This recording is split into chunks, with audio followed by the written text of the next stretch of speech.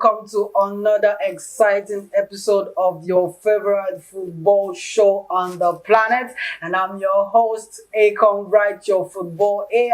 But before I go further, I want to wish you guys compliment of the season, Merry Christmas and Happy New Year in advance. It's the season of love, even in football. Today, we'll be talking about a whole lot happening in the world of football, ranging from matches that panned out in the English Premier League and La Liga during the weekend, and also the UEFA Champions League draws and the Europa League draws, even the Conference League draws. But today I won't be doing this alone. With me in the studio is our very own Chuks Dominion. Nice to have you in the studio, guys. Nice to have you too, bro. Have you been? How are you enjoying the season? Really cool, amazing, especially the round of 16 draws today.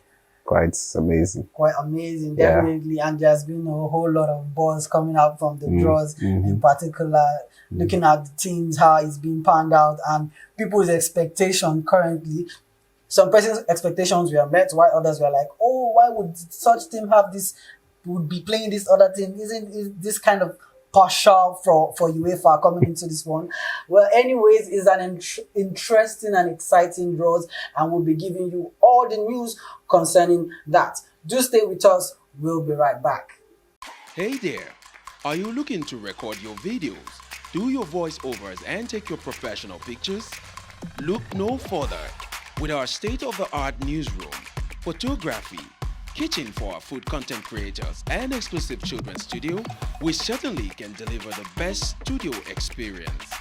Our carefully designed studio space can bring your diverse creative content ideas to life.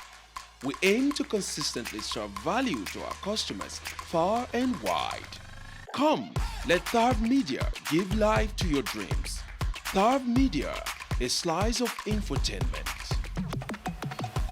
Alright guys, welcome back. Without wasting much of our time, let's hit the ground running. Guys. So first we'll look at the fixtures and the results from the English Premier League and the La Liga last weekend. It was an exciting game, panning out from Chelsea's game against Sheffield United. So what was your take on the match and in its entirety generally? Well, the Chelsea game versus Sheffield United was a good one. As far as I'm concerned, it was a must-win match for Chelsea. But talking about the performance, it was really bad from my own end, because when you look at the likes of Jackson, in fact, it was just that match was just an eye-opener for me on the fact that Chelsea really needs to sign a goal poacher, a proper number 9. But don't you think like it's a new young lads, new squad for them coming together this current season? Don't you think it's more like trying to get their a kind of, how would I put it, getting their rhythm? These guys getting to know themselves better, the pattern of play that the coach wants, and maybe 1 or 2 seasons will give them that, okay, yes, the fluidity of the game, of their game, will definitely come out to be. Don't you think it's because of their diversity that is giving them this, there is not that much awareness in their pattern of play and their style of play, even in terms of attacking? I don't think so. That to me, yes, even though that's a factor, but I don't really feel that that should really play out now. Come January, we need to sign a proper striker. That's my own. I mean, just take a look at Jackson in that match. He missed some very crucial opportunities. Even when Broja was brought in, you saw what Broja did right in front of an open net. Ballon the ball way over the... I mean, what are we talking about? So Chelsea should just sign a proper... It was a good win for us because it was something that was it was a must-win match, but the performance was poor. All right, moving away from that game, we saw the Manchester City game against Crystal Palace. What would you have to say about that game in brief? Wow, like it's always said that it's not over until the 90th minute, until the referee blows the whistle for final time. It was quite unfortunate because Manchester City were leading 2-0, and all of a sudden, Mateta was able to score the goal for Crystal Palace, and that gave them the reading to push for more. Boost for them to like come out and say, okay, there's an opportunity for us to grab a point. Exactly, and I must really appreciate Hudson, the Crystal Palace coach. Once they got that one goal, they had a game plan, and City fell for the trap, and they just shared the spoils at the end of the day at Etihad Stadium. And for Manchester City, it's quite unfortunate to see them go through all this But let's see how it goes on for Do them. you see them coming out stronger and better when the likes of Kevin De Bruyne comes back into the team? Do you think Manchester City is that team that could go as long as hitting the ground running, winning 15 straight games like they did last season? Do you see them doing that again this season? It's very much possible. As a matter of fact, the worst thing anybody can do is to allow what Man City are going through right now to affect you, or to cloud your judgment. No. Using them for second. No. To beat these teams like No. that we're having a bad season in the first half. Even if you can do it to any other team, not a team like Man City. All right, moving away from that game, let's talk about two other games that took place yesterday, which was the Arsenal against Brighton game, a good game from Arsenal, 2-0 win, another goal for Kai Havertz, and we also saw the Manchester United game against Liverpool. There was a whole lot of buzz coming into that one. People were like, "Oh, Liverpool is going to trash Manchester United just like they did last season with the 7-goal win." But we saw a different type of game panned out. Even though Manchester United, you are not having one of their key players in their team, which is Bruno Fernandes, and the likes of Casemiro was not part of the game too. So, what's your take about the two games in general? And do you see Manchester United coming out from this game with a sort of confidence into their next game? Yes, for the Manchester United game, I must really say I was one of those whose expectations were so high coming from Liverpool FC. And I was like, come on. I mean, in the last game, last season where they beat Manchester United 7-0, Casemiro was part of that match. Fernandes was also part of that game. So now, no Fernandes. So I was like, 7 + 7, 14. So I'll tell him, Bob, I was not expecting the goals to pump in, looking at how Liverpool's attack is. But to my greatest surprise, as a matter of fact, if not for some of the wasted chances on United's side, they would have stolen a victory at Anfield. So who is that one player from the Manchester United side that really got your attention in the game in general? For me, because if I were to pick a player, I would say, yes, this is a young lad that did exceptionally well. That would be the young boy Mino that came into the game. Even with the whole tension, he tends to show himself out there, trying to get 1 or 2 tackles done and trying to calm the game for Manchester United. Do you see him as one lad that would break into the Manchester United first 11? Yes, Kobe Mino is amazing. That kid is actually amazing. And it's just a matter of few seasons before he becomes a regular starter in United. I'm very sure of that. Very, very sure. He did excellently well for the United team. But I'll still blame the forwards who should have taken advantage of those chances and they missed it out. But either ways, I think for United, it was like a good performance for them. Yeah, definitely. As far as Anfield was concerned. I mean, coming to Anfield and you're going with a point. Wow.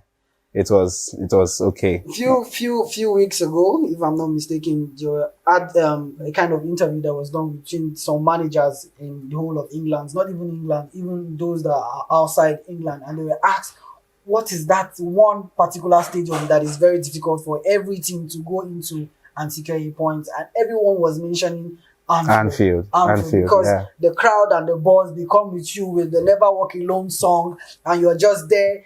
Even with you winning 2 goals up, there's still that possibility that Liverpool can come back and clinch the game right in front of you, and you'll be so amazed. Their crowd always buzzing, always behind them, all through from the beginning of the game until the end of the game. And I think that is one side that everything, both in the Premier League and all of Europe, should try to be able to be like, not have that fear, if that's what I should say, coming into their stadium. Now let's move away from that and go to the Arsenal game in general. A good one for Arsenal. What's your take about the Arsenal side in general?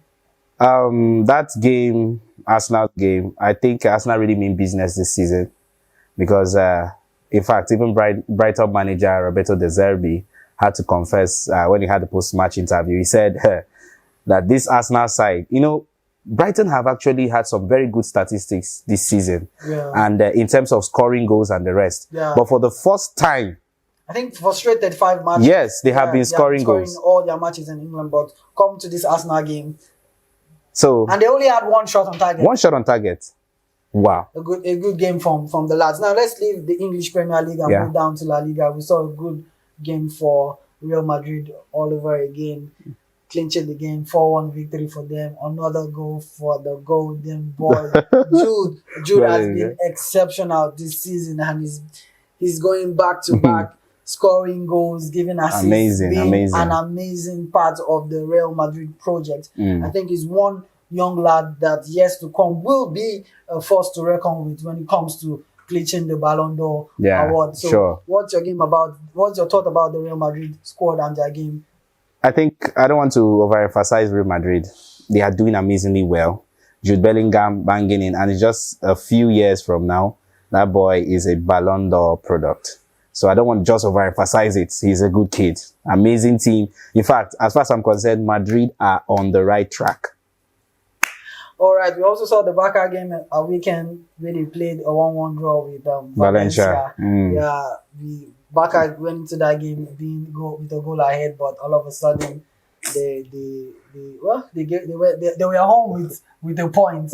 So I think this is not a good one for the Barcelona side. We also saw Girona doing exceptionally well coming into their games. So it's a struggle for every team currently this season. There is no one team that would say, "Oh, we are dominating in all sector currently at the moment." So we just feel like come the second half of the season, there will be a whole lot of buzz happening. Now let's move from La Liga and move to the Bundesliga. We're seeing two great teams that are doing exceptionally well. That is Bayer Leverkusen and Bayern Munich. And we also saw Harry Kane doing this thing like amazing record, which he just that guy is in fact, you know, Harry Kane is a player that he has this in him. So even if you drop him in the desert, he will still deliver. Amazing record. Just look at how many goals in a space of 20 games, I'll be 21 games.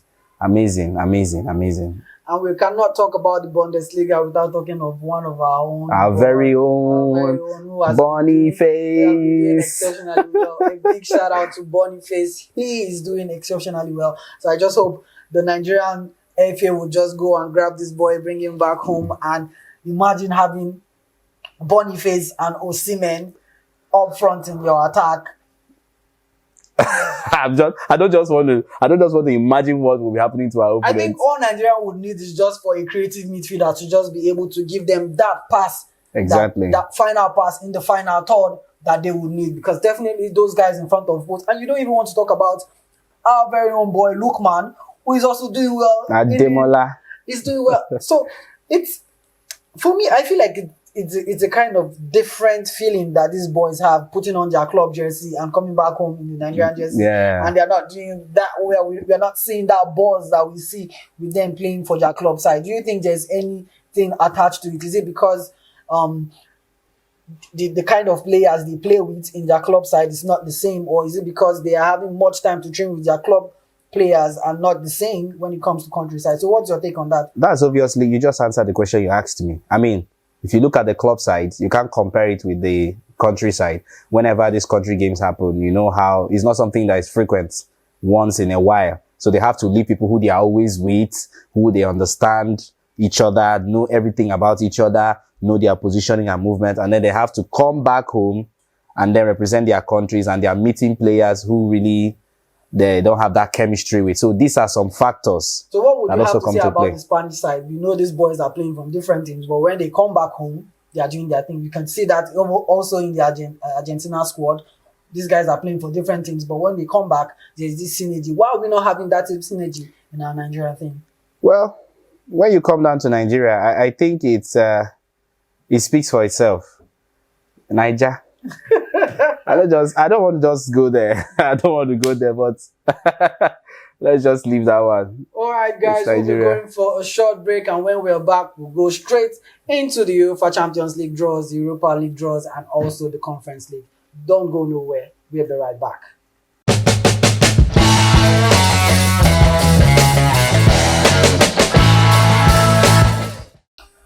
All right, guys, welcome back to the show. Before we go straight into the UEFA Champions League draws and the Europa and that of the Conference League, we know for a fact that come 2024-2025 season of the Champions League, it's coming up with the new rules and changes to the competition in its entirety. So now, can we hear like what's your take on all of it? Because we, from the news we got and the reviews that was done at Vienna, they said that it's going to be a host of 36 team instead of the 32 team that we normally have, and it's going to be void of group stages. So, what's your take on the generality of the new outcome of the UEFA Champions League come 2024-2025 season? Yes, talking about that, these changes that will be implemented from next season, I see it as kind of fair. All right, Fair? Yes, I'll use the word fair. Okay. Is a new. I'm saying this because of my team, Chelsea. Okay. Now I see. Where You know the angle, yeah. Yeah, This is the angle where this is All right, coming let's go. All right. Okay. So now, if you look at this, I think UEFA has this format they are implementing next season is something that is fair, like I said, because when you look at the format that was brought in, you see the elimination of the group stage and nothing about the group stage again. This is going to be the last. As a matter of fact, this Champions League currently is going to be the last time we witness the group stage. So from next season, being the 2024 to 2025 UEFA Champions League season, is going to be just in a league format. That's the Swiss model format. Okay, that's the league phase. So where we'll see those teams that will make it the top 8, the first 8 teams will automatically have a qualification for the knockout stages, while those from 9th position in that Champions League phase, from 9th position to 24th, they will have 2 playoff rounds. Yeah, 2 playoff rounds. Yes, to join the other 8, making it. Yeah, exactly. So making it round of 16. Then those from the 25th position down to 36 is a bye-bye for them. So there's no need for people going down from the Champions League to the European League. No. So like Champions League outcasts going to funny enough, Manchester United are not going to enjoy that privilege this season because they didn't even make it out even to third place of their group. So which means Manchester United, even if they were to a way of compensating you guys to go for the Europa League last time that is going to be like the way it's being conducted currently, where we know that from next season it's not going to be that way, they should have at least tried to enjoy this privilege that is being given to them now, but all of a sudden. And can I also say, it's also going to be an opportunity for some of these big sides. We are going to be seeing matches between these league giants of various leagues. League giants, we are facing each other in the early stages of these games. You understand? Okay. The early stages of these games. And instead of waiting to see them in the knockout stages and all that, we get to see them play against each other in the early stages of this Champions League game. So it's a good one for this introduction of this new format. I think it's a very good one. Let's see how it plays out next season. And with this format coming into being, we also see the likes of 2 big giants from the same league going face to face against themselves, unlike the current season where 2 league sides cannot meet each other not until the quarterfinal phase of the Champions League. Sure. So for you, you feel like this is a good development. Yes. Yeah, coming up from UEFA. Yes, it's a very good development, a nice one, and it's also going to see us have more. With this format that is on ground now, we have about 125 games played. But with this new format that will be implemented from next season, we are going to have longer matches. I think 180 something. Is it 189 or something? If I'm not mistaken. Then, so instead of it ending December, we are going to see it ending January ending, where we'll have the total game. Yes, that will take place. All right, a good one. So quickly, let's move over to the UEFA Champions League draws, and let's get your thoughts on what you think about the draws in general. So we see FC Porto playing Arsenal, being drawn with Arsenal, and we also saw PSG playing Real Sociedad, Inter Milan, Atletico Madrid. That's a huge game coming to this one, and we also see PSV Eindhoven playing against Borussia Dortmund. There is the Lazio versus Bayern Munich, Copenhagen versus Manchester City, RB Leipzig versus Real Madrid. So what's your take in general about the UEFA Champions League last 16 draws for this year? All right. Talking about these draws, I'm very disappointed. Disappointed? Why? Yes. As against my expectation. I mean, why would Manchester City be giving Copenhagen? I feel like that's just the whole buzz about these draws in general. People are like, there's been a whole lot of talks on social media, and people are like, why are we giving Manchester City an easy run? would it be an easy run? No, it's going to be an easy run. We to saw me. what Copenhagen did to Manchester Forget United. about that, my brother. Manchester City are going to have an easy win with Copenhagen. Nobody thought Copenhagen was going to qualify from the group that they were in, actually, but it was a shocker for other teams and even us as fans looking at the Champions League in general. And don't you think there is going to be another kind of shocker coming into the round of 16? There will be no shocker. Let me tell you the reason why I said there won't be a shocker in this game. Now, if you look at Copenhagen's group, it consisted of Bayern Munich, Copenhagen, Galatasaray, and Manchester United. Now, Manchester United were just coming into this one, and we know that for now, their team is not as steady as it's supposed to be. You get? So, at Copenhagen, they have really been on good form from their side. What about Galatasaray? The same thing for Galatasaray, but somehow that's just how the Champions League plays out. Champions League can also still play out like this with another shocker coming. Not against Man City, my brother. This is an easy draw for Manchester City. Another UEFA draw that caught my attention is the Arsenal versus Porto. Well, as against my expectation, I actually wanted Arsenal to take on PSG. PSG? Why PSG? I just wanted Arsenal to take on PSG. So, I mean... You wanted Arsenal to be out of the Champions League. But definitely, we don't see that panning out because we saw what Newcastle did to PSG. Yeah. So I feel Arsenal has what it takes to even do worse than what Newcastle did to PSG. You really feel so? I have. It's there. Now, can I ask you this? I know you're the one interviewing, but let me ask you this question. How long has Arsenal been away from the Champions League? Quite a long period of time. All right, so we know that PSG have been regular in the Champions League. Definitely. And Arsenal have performed excellently well during the group stage. Definitely. Now, going into the round of 16, we see this is the period it matters most, home and away. Okay. So you feel that Arsenal can actually take PSG out? Definitely. If they were to be paired with them. Even in the group stage, it was home and away, and we saw what Newcastle did. If Newcastle game were to be, let's say, a round of 16 game or a quarter-final game, who is going on, PSG or Newcastle? Definitely PSG. Okay, let's see. But actually, Porto is actually a good side. Definitely, we're not. And Arsenal won't find it easy against them. No team is going to find it easy coming this round of 16, except what you just said, maybe Man City. Man City will find it easy. All right, guys, let's move away from that and down to the Europa League knockout round. And we see Shakhtar Donetsk taking out Marseille, Galatasaray taking out Sparta Praga, Braga taking out Karabakh, Benfica taking on Toulouse, Young Boys taking on Sporting. We have Lens taking on Freiburg, AC Milan versus Rennes, and Feyenoord versus Roma. A good draw. Yeah, so it's an impressive draw. I think if you ask me for this Europa League, I'm seeing a battle between AC Milan and Roma. I don't know why, but I think I'm seeing something like that panning out between these two sides. I feel that one of them will clinch this Europa League trophy. All right, the Europa Conference League draws. We have Maccabi Haifa taking on Ghent, and we also have Molde taking on Legia, Ajax versus Bordeaux, and we also have Olympiacos taking on Ferencváros. We also have Real Betis taking on Dynamo Zagreb, and we see the likes of Union SG taking on Frankfurt. We also have Servette taking on Ludo Goretz and Sturm Graz taking on Slovian Bratislava. A good game coming out also in the Europa Conference League playoff.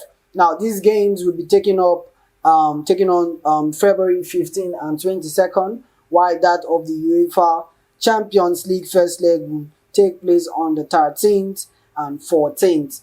Then also the second leg will be 20th and 21st of February. Good. Yeah, amazing. For us. Yeah. It's going to be a whole lot of weight coming into that one. And January we'll be having the AFCON coming up in Africa. a whole lot of buzz. For me, I feel like football, it's live in general. Football is live, and we as football lovers will enjoy Christmas watching the Premier League, Spanish La Liga, and after the Christmas break, we also have AFCON, and it's a good thing that all around the year we have football keeping us going every weekend. Of course. I remember that period where there was no football going on. Everywhere was boring. It was one hell of a season, but also the transfer window too Woo! It keeps us going. Of course, Every side is there's looking going at, to be a lot of who is my buzz. team going to sign? Who's going my team going to Yeah. sign? Oh, we want them to sign this player, but at the end of the day, we see different players going to their preferred club for good deals, maybe money, maybe playing time, maybe because of the projects that each of these teams are offering these players. But at the end of the day, we all love football. Yeah, personally, like myself, I'll be so glad, elated, and fulfilled if Chelsea FC. Why are you looking at me like that? I'm not even saying anything. You're laughing. By the mention of Chelsea, it's funny because even if they lose or win, they are still maintaining their 10th position. Maybe that's the new spot for Chelsea. You are just a hater. Let me just put that aside. You're just a hater. But I'll be fulfilled, excited, and happy if Chelsea can just help me by clinging Victor Osimhen. I'll be delighted. All right, guys. Nice information for our guy. That'll be all we'll be taking for today. Till we meet next time. Thank guys for being on the show. Please do all to follow us on all our social media platforms. Click like and also subscribe. Don't forget to drop your comments because your comments is going to tell us if we are doing the right thing and if you're enjoying all of our content. Do all to contribute, give us your ideas, and also pick on every topic that we have discussed today on the show and give your views on it. From us guys to you out there, we say we love you and also a Merry Christmas to you guys and a prosperous New Year in advance. Till we meet again, bye for now.